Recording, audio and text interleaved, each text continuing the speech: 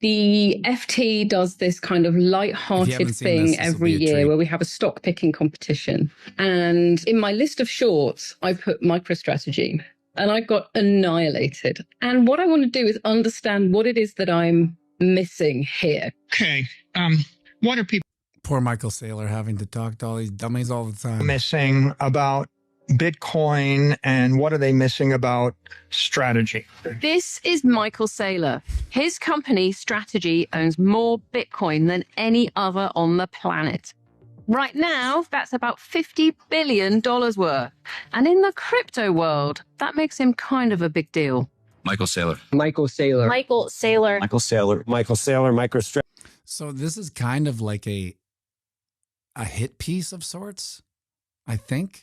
It was hard for me to tell because I've watched the whole thing, but it's like this woman, I guess, kind of tries to dispel it. She has some good points here there. The man who never sells, Michael Saylor. Whether you agree or not with his point of view, he's very articulate and very loud and has convinced a lot of people. Then there's a sheer dazzle of MicroStrategy shares going up so much in price. The shares.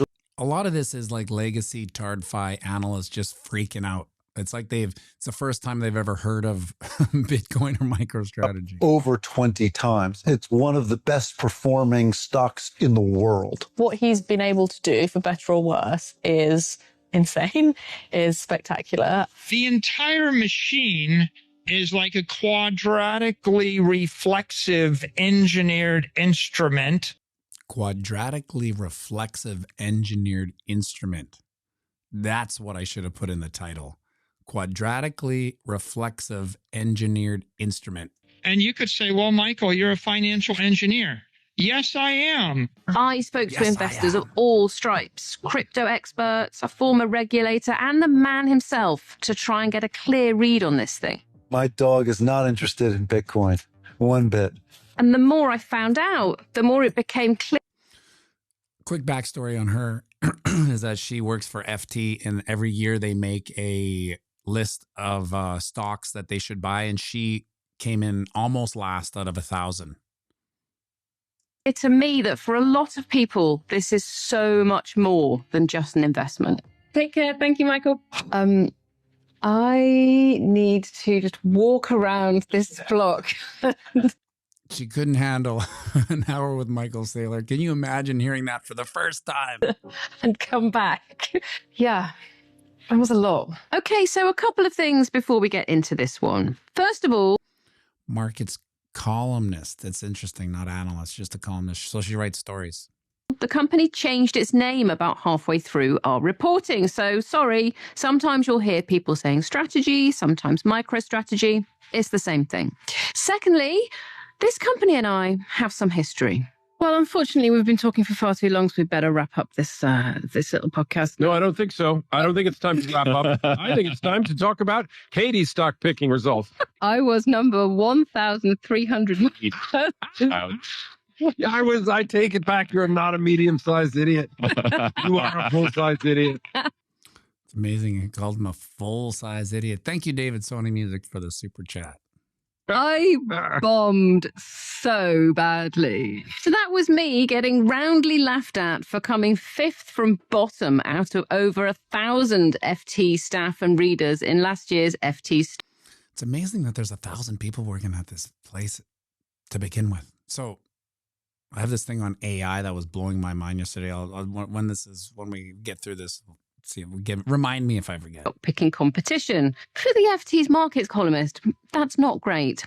And it yeah, I'd say that's pretty bad if you write stories about the markets to come in fifth from the bottom out of over 1,000. Happened because not really surprising. Because I bet the price of shares in MicroStrategy, once a little-known software company, would fall in 2024. What actually happened was that MicroStrategy's share price increased by almost 400% in a single year. Oops. Massively outperforming Nvidia, Meta, Tesla, Apple, and many, many more. That's given it a market capitalization of $100, which is much more than oil giant BP. And if you're wondering how it did this, I have one word for you: Bitcoin. MicroStrategy is a business software firm that, after 25 years or so of existence, turned into a Bitcoin investment vehicle. Under founder Michael Saylor. I got the gist that a lot of these people have no clue about Bitcoin.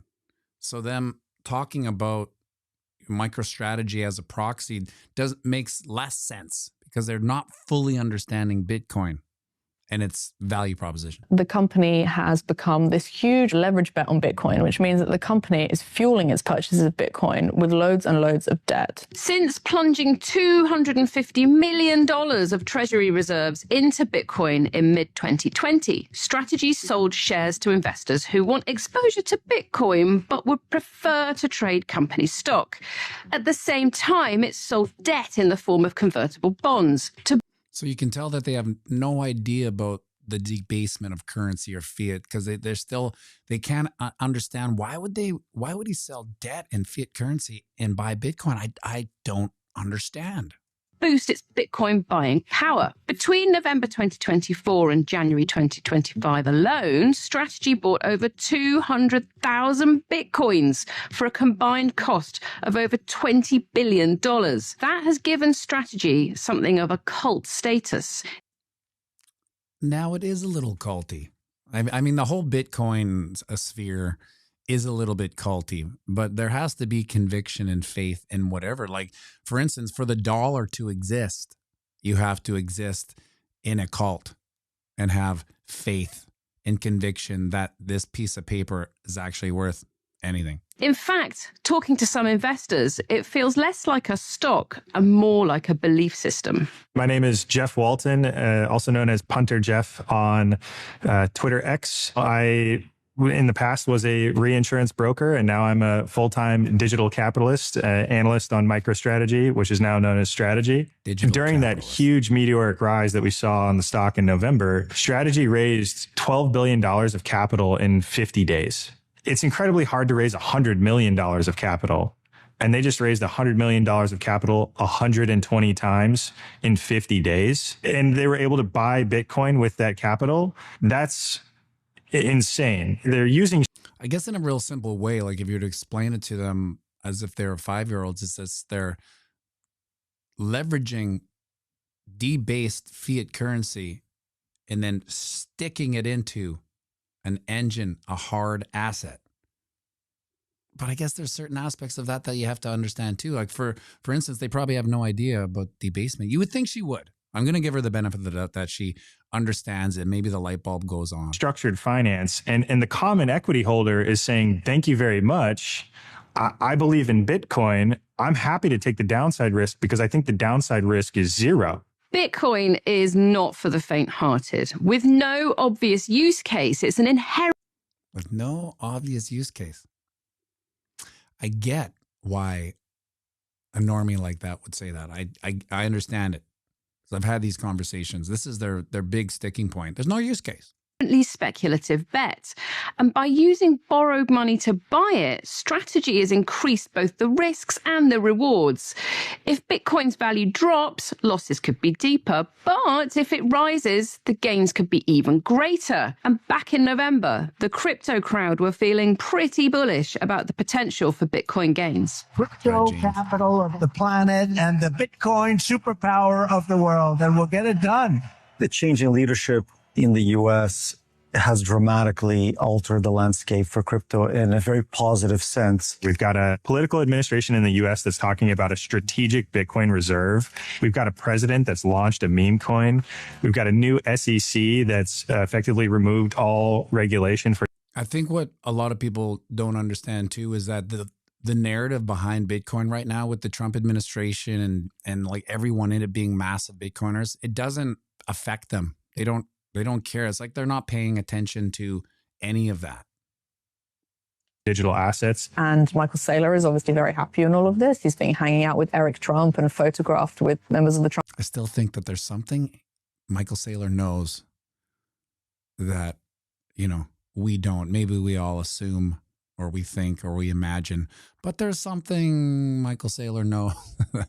However, you can tell the high time horizon of this article or this video where they're warning about downside, right? I think they went into it already, or are they going into it now, how there was a downside, 20, 30% dip. I mean, that's catastrophic for these people, but they don't understand the cycle. They don't understand a low time horizon. So they're just, what have you done for me lately? Janet Jackson. Family as the crypto and political worlds unite in the US. Now there is a expectation that Trump will be very much engaged in trying to increase the use of Bitcoin and crypto in general. The price of Bitcoin soared to over 100,000, and there was an enormous amount of enthusiasm about the. I don't think there was. It did soar to 100,000, but I don't think there was an enormous amount of enthusiasm. Who, you and I and everyone involved in this since the, dawn of time. Yeah, there was an amazing amount of enthusiasm, but for the normal retail normie, I don't think they cared. Future. As the go-to leverage bet on Bitcoin, Strategy stood to gain from all this enthusiasm. In fact, investors are willing to pay more for Strategy's shares than the paper value of its Bitcoin holdings might necessarily dictate, giving the company something us financy types like to call financy types.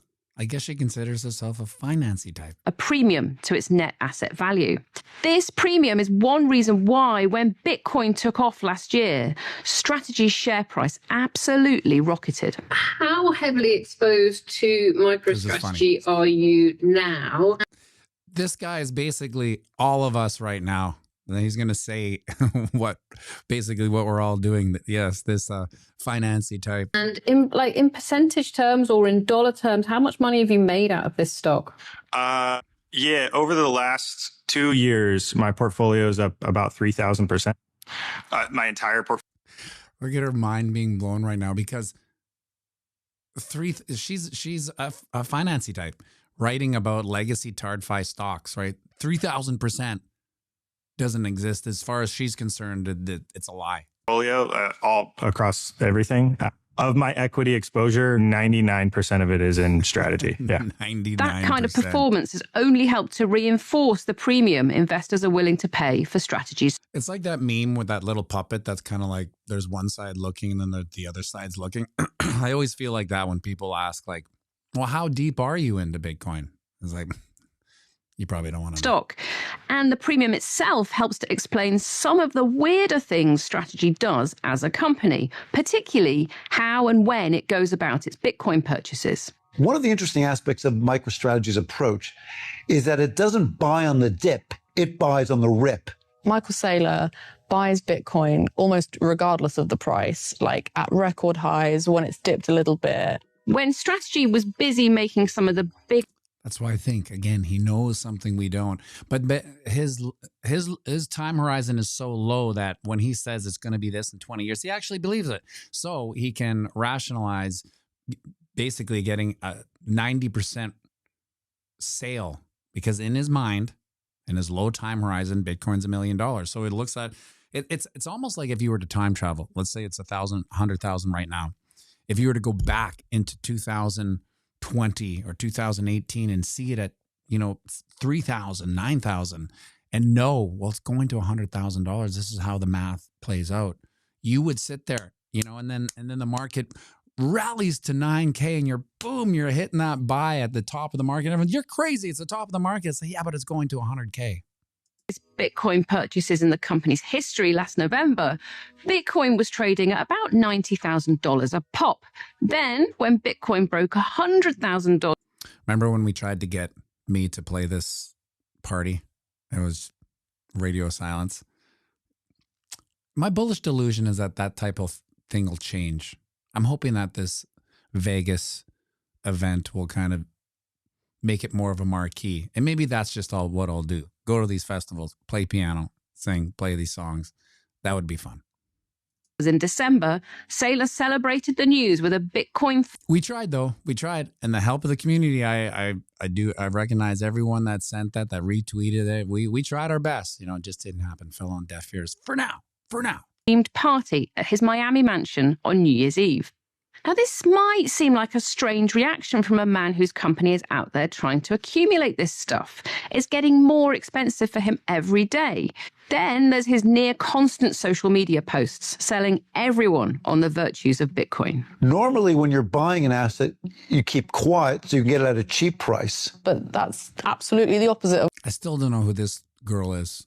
I'm not sure if they even introduced her, but she's just some kind of talking head. what he's doing right now. Here, MicroStrategy and Michael Saylor have been hyping Bitcoin even as they are buying more. To the point where he's posting these quite weird AI-generated pictures of himself in a rocket suit, him on a football pitch, all wearing like orange Bitcoin-branded, AI-generated clothes, saying, hey, I'm holding AI. It's all good fun. I mean, most of my thumbnails are AI generated, so who cares? Bitcoin. I believe in it, and you should too. This gets us to a really interesting point. Company execs are not allowed to hype their own stock. But Saylor's not doing that. He's hyping Bitcoin big time. Even so, why would he fire up the price of the thing he's buying?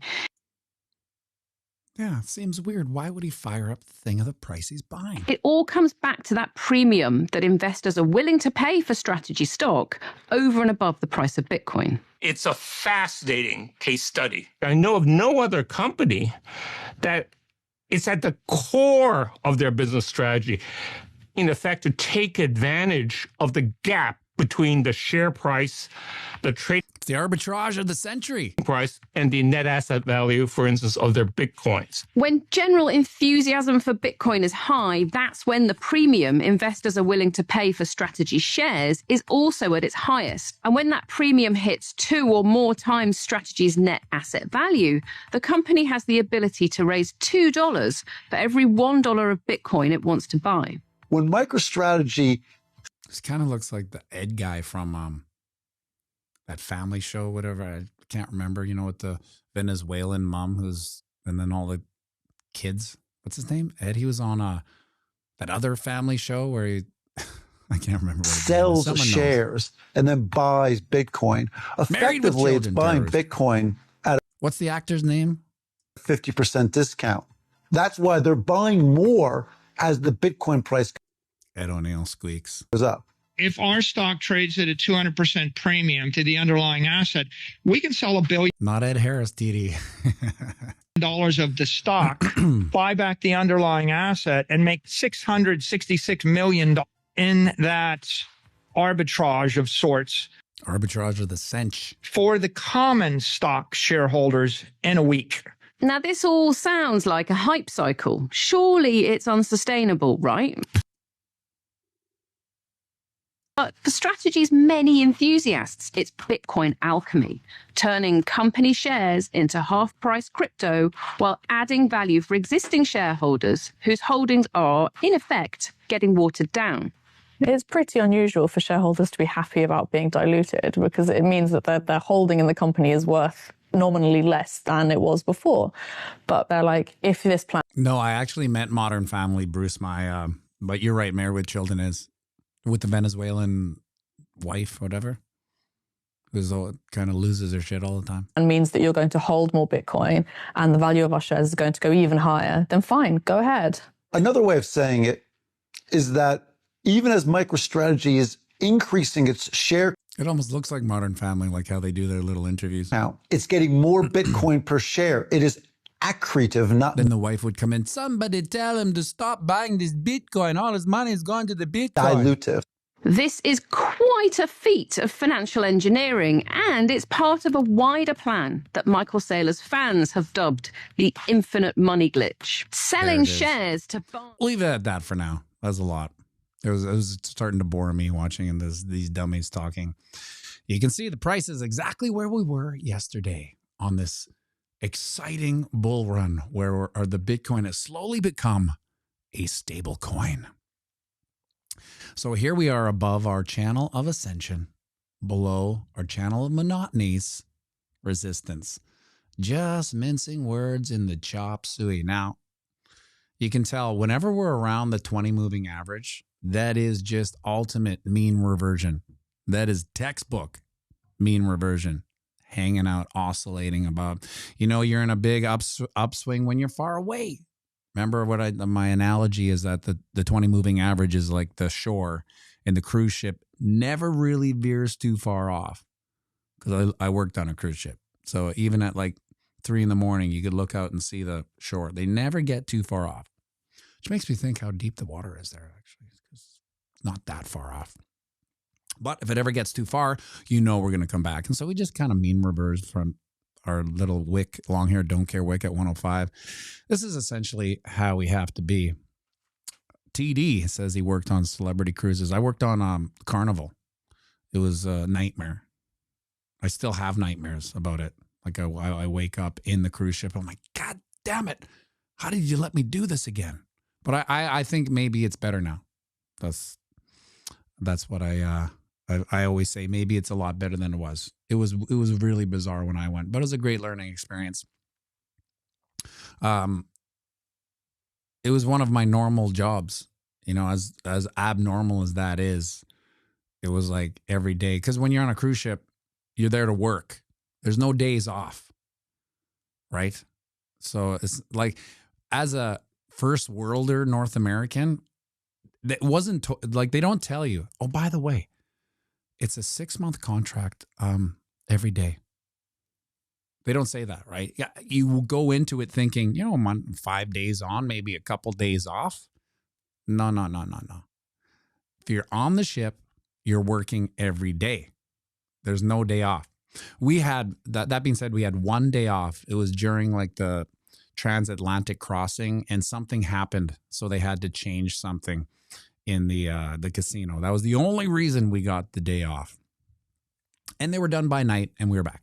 So it really wasn't a day off. We just, that's not true. That's not true, actually. Every time the ship's in harbor, whatever that's called, the dealers, I was a casino dealer, we get the day off, because they can't be open while we're, in harbor, because they want everyone to go from the casino to the land-based casino and put all their money into that, and then come back, get on the ship, and come back to the casino and try to make all their winnings back. How did it pay, Bruce Mai?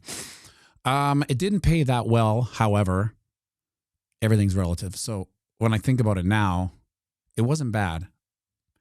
For me, I was 25, and we would make about $750 US a week. So it's like $100 a day. Now, it's not that bad, but why that isn't a lot of money? Because that's all tip based, right? So it's based on tips, and they all kind of hover around the same. Sometimes we'd go up to 1,000, but we never really got less than 750. The reason why that's not a lot of money is because we had the day off, and so we would imagine what your expenses are every day in, Barbados or Antigua or Aruba. It's expensive, right? So you're taking a cab somewhere, you're having a Bahama Mama or two on the beach, you're having a couple beers maybe. I drank back then, so we would always have some beers. So you're looking at like a $40, $50 day, but you're only making $100, right? That's why I became a very disciplined blackjack player. So what I would do, this is how I came back with all the money and didn't really lose. So if I made $750 a week, times 6 months, I basically came back with that. So what I would do is, before I got back on the ship, I would go to the land-based casino. And if I spent $40, I'd put $50 on the $5 table. And as soon as I got to $40, like my expenses, boom, I was out. Like there was no real greed involved in my gambling, because it's easy to make a little bit of money on the blackjack table, but if you stay long enough, you're going to get it all, right? So I was very diligent. I just $40, even if it was right away, like in 5 minutes, I was even happier. I was like, okay, perfect, and gone. It was never really a grind. So it's easy to make that much amount of money on the blackjack table. Now, if you're shooting for the moon, 100, 200, 300, you're probably going to, get wrecked. So that's the only way I made any money coming back. Because otherwise I would have came back with nothing, because you're spending it all at the beach. Now, when I got back to Winnipeg, my bartender buddy and I became, I've told this story, but my bartender buddy and I became double deck blackjack players with a drug dealer's money. So he would fund us 10K and we'd go to the double deck, which is 2 decks, and they pitch it. You know, you've seen it. Instead of like, you see them pitching it. And we would go to the casino and we would make him $1,000, right? And then we would make ourselves 1,000, 2,000, whatever, if the shoe was good. But we always seemed to make a lot of money. Now, at that time, $1,000 each was great. And we blew it. We blew the money. We would buy antique furniture, you know, just dummies. Like, that's why I always say, if I had a little bit of a financy type mentor back then, I would have been in a whole different position right now. But you're dumb, you're young, you blow all your money, and it was fast, right? Fast money usually comes and goes as fast as it comes. So we blew a lot. We would buy video games. We would play Tiger Woods 2001. I think that's what we would sit there all day. This is back in the weed days too, so you can imagine what's going on there.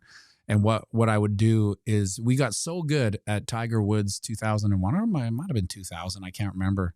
It wasn't like the relative game. It was a little bit older when we were playing it. We got so good that if I didn't eagle the first hole, I reset the game because I needed to eagle the first hole in order to beat my record, you know, which was like under 18 or something like that.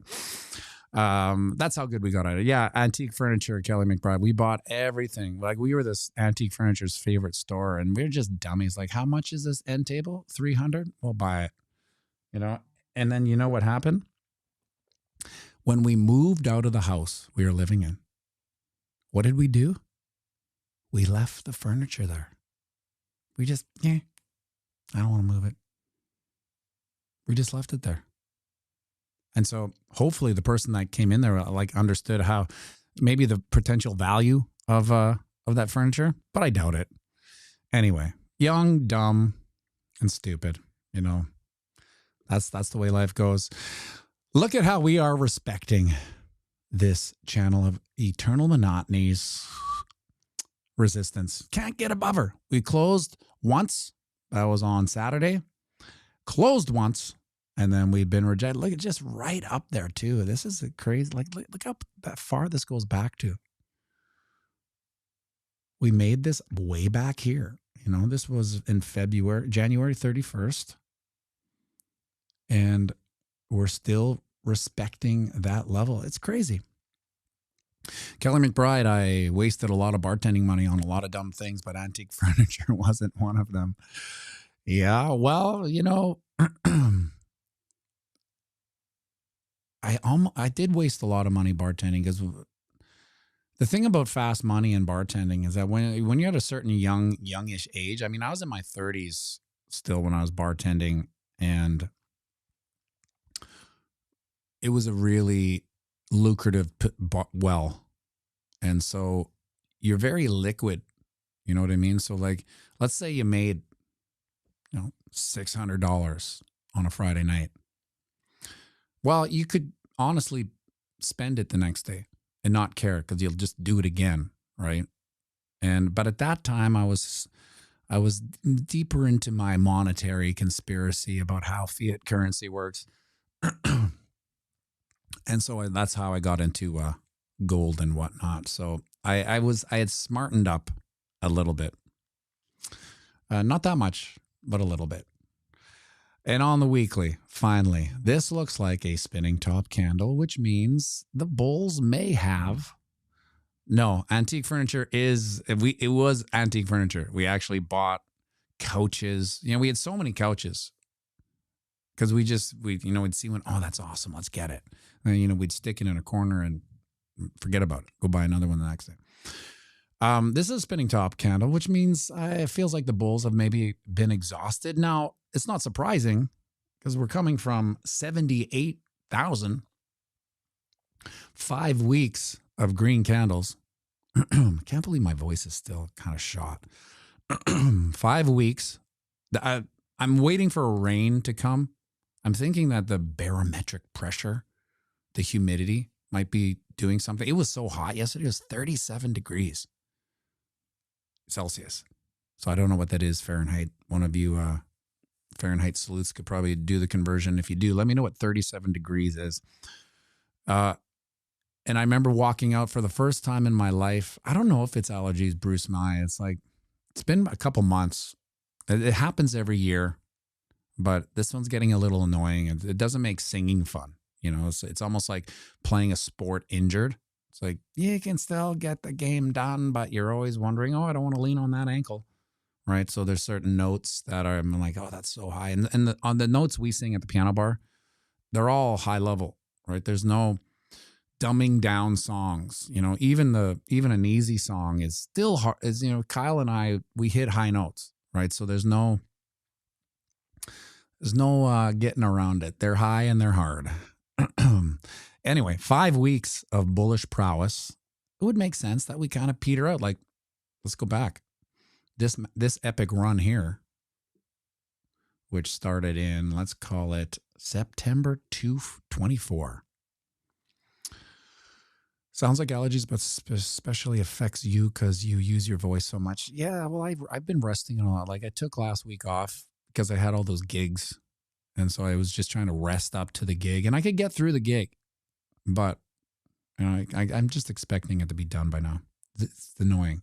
1, 2, 3, 4, 5, 6, 7, 8, 9, 10, 11, 12, 13, 14 green candles with 1, 2, 3. That's a bullish run. It's from obviously 54 to 100. It's 1x, 100%. We went there. So 3, and I like the fact that these weren't the craziest bearish candles. So, I mean, we're arguably getting towards the end. There's a summer bummer coming, you know, maybe things slow down. Everyone goes on holidays, you know, like, do these psychopaths need 6 weeks holidays in the summer to go to their adrenochrome parties in the Hamptons? 99 degrees Fahrenheit. Yeah. Anyway, it was the first time in my life that I went out to 37 degrees and I loved it. So I haven't been a fan of heat my whole life. It wasn't until I started eating carnivore that the sun didn't bother me. And like the heat was, I enjoyed it. I could stay out without, like, I have fair skin. You can see it's, you know, I'm white as a ghost. No burning though, which is the most bizarre thing about carnivore. Maybe the second most. The first most bizarre thing was my sense of smell. Now I've normalized it. I got used to it. But like the first couple months of carnivore, smelling everyone's breath, but they ate, and they called it carb breath. I could smell their carb breath. I got used to it, I guess. I got normalized. But then the not burning when I was in the sun was a real weird one. Because believe me, I could be in a shirt underneath an umbrella and I'd still get burned. You know, you get that fair skin. But it's a lot of that's changed. That's why maybe I liked the heat today. Maybe it'll be changed. We'll go through the summer because we're going to probably go out to the bay. A little bit of a pump, 104.2.